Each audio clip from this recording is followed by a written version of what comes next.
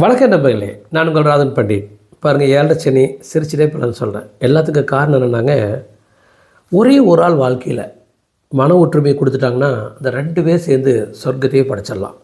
அல்லது தனியாக ஒரு ஆள் இருக்கான், மனதை ஒருநிலைப்படுத்திட்டான்னா சொர்க்கத்தையே படைச்சிடலாம். என்னால் என்னுடைய மனதை ஒருநிலைப்படுத்த முடியுது. இதுதான் வாழ்க்கை. நம்முடைய திங்கிங் உடையாமல் நீங்கள் பார்த்துட்டிங்கன்னா நீங்கள் ஜெயிச்சிடலாம். வாருங்க இன்றைய பலனுக்கு போகும்.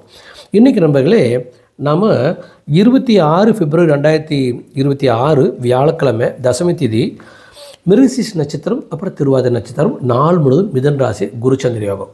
எக்ஸ்ட்ராடினரியான ஒரு நாள். இதை ஒரு வெற்றிகரமான ஒரு நாள்னு சொல்லலாம். எப்படின்னு நாங்கள் சொல்கிற பாருங்களேன். இப்போது மேசராசி 3ஆம் வீட்டில் குருச்சந்திர யோகம், தொட்டதெல்லாம் தொடங்குது, நினைக்கிற ஜெயிக்கிறீங்க. ரிஷபராசி 2ஆம் வீட்டில் குருச்சந்திர யோகம், எக்ஸலண்ட். செல்வன் செல்வாக்கு அந்தஸ்து மரியாதை, பேச்சு ஜெயிக்குது, பணம் சம்பாதிக்கிறாங்க. அடுத்து மிதுன் ராசி, உங்கள் ராசிலே குருச்சந்திர யோகம், ஓகே, கம்ஃபர்டபுள், வாழ்க்கை ஓரளவுக்கு நல்லாயிருக்கு. கடகராசி, ஓகே, சுப செலவுகள், சுப விருத்திகள், உங்களால் வேலையை எடுத்துகிட்டு போயிட முடியுது, உழைக்கிறீங்க, அலையிறீங்க, ஓரளவுக்கு முன்னேறீங்க. சிம்ம ராசி one of the best day of your life, தொழில் லாபம், வெற்றிகரமான நாள்.